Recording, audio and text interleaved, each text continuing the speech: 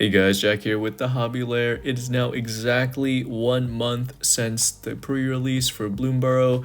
Want to do a quick video sharing some of my top pulls and how they've done price-wise over the last month. I've opened up at this point a bundle, half a booster box, been to 4 Friday Night Magic drafts, 2 pre-releases, so lots of packs being opened. Yeah, let's see how we do. You'll want to watch this video all the way to the end. Definitely not what everyone expected from a new set release. But before we begin, just want to remind folks of the Monty Python giveaway. It's linked in the top right corner here. And yeah, you have until the end of the week to enter. Instructions are on that video. Alright, now let's get started. Alright, so first card here is a Fabled Passage. This is a reprint from Throne of Eldraine from way back in, I want to say 2019-ish. It's a rare that has doubled in price from about a month ago. I'd say it is not doing too bad at all. It's a staple of some domain and some mid-range decks and standard, and it's doing pretty well. Alright, moving on to number 9, we have Dawn's Truth. Now, this guy's also gone up like 70-ish%. This card is fantastic in Commander, where you can choose to gift a card to the weakest player. It's also only 2 cost, and it's permanents you control, so it works for any kind of targeted destruction of artifacts, enchantments, etc. I think this is a super solid include for a lot of Commander decks. Alright, moving on, we have Mockingbird. The craziest thing about this card is that it's guaranteed in every Bloomburrow starter kit, but it still not only maintains value, it's grown over 50% in value over the course of the last month. So that just shows how popular it is, and in a bunch of different formats too. By the way, if you haven't grabbed a Bloomburrow starter kit, you should definitely think about getting a Bloomburrow starter kit. Great value in that. There's a couple of cards, including this one, that are worth, $5 and above, and it's only $19 for the thing, MSRP. So grab it if you can find it, and it's not out of stock. All right, moving on to the next card here.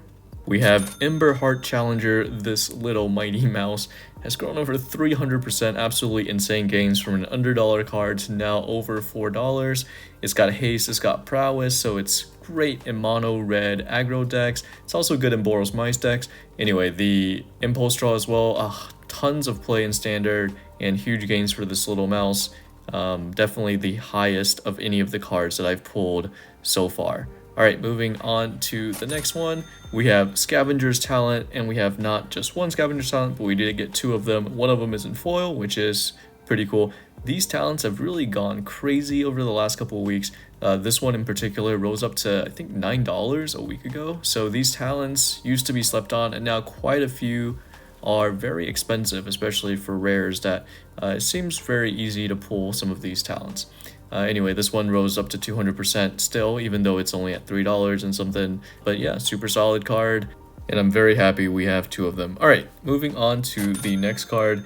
This one holds a special place in my heart because it was the first pre-release promo we've gotten for Bloomburrow. It is Season of the Burrow.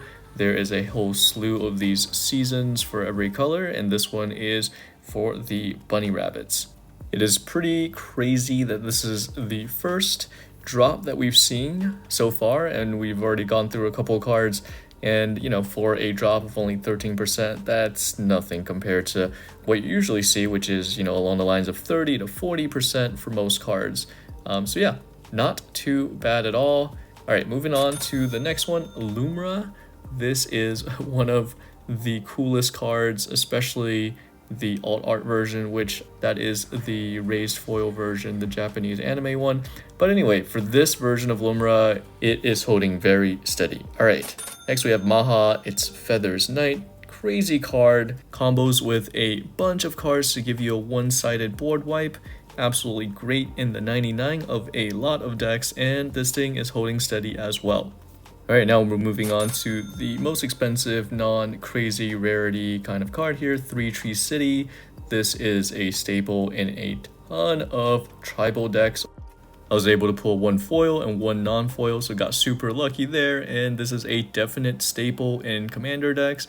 Gone up 27% since it released, and it already came in at kind of pretty high price, so people love this card. Alright, we're moving on to our final card, and this is the Lumra, Bellow of the Woods. This is the anime version, the Japanese anime version, raised foil in all of its goodness. We got this guy out of a collector pack. We actually bought a couple and got really lucky with this.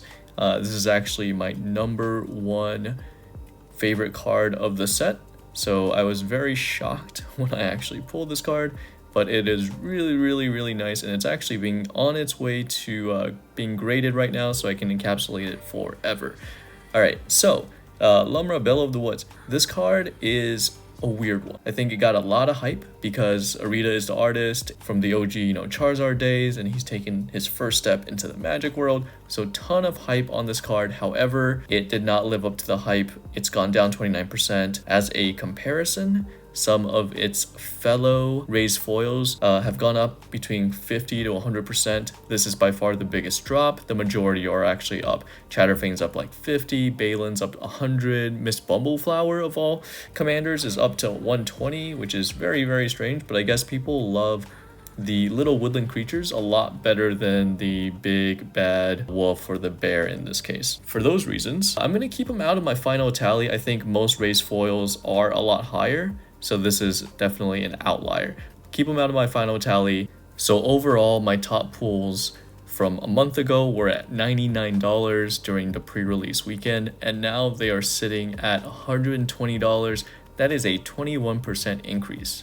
So that is very strange behavior for a new set. Usually it drops similar to Modern Horizon between 30 to 40%. If you haven't seen that video, go check it out. But this is definitely not the regular thing that it's supposed to do. So this started off as a set where everyone loves it, but you can't make your money back opening a booster box.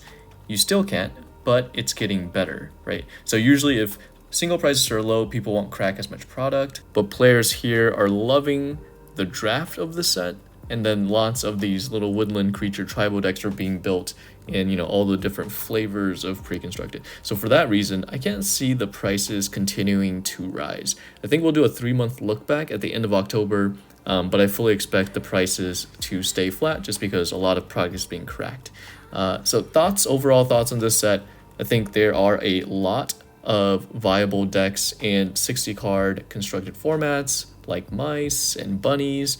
There's a lot of commander staples, so there's a lot to like with the set, combined with an underestimation of how good things are. That's why these, you've seen this weird abnormal rise in prices over the last month. Definitely not behaving like a normal set. But what do you guys think? Do you guys think it'll also stay steady, or do you guys think there's room to grow or room to drop still? All right, hope you guys enjoyed that video. Subscribe, like, and all that good stuff. Yeah, see you guys in the next one. Peace.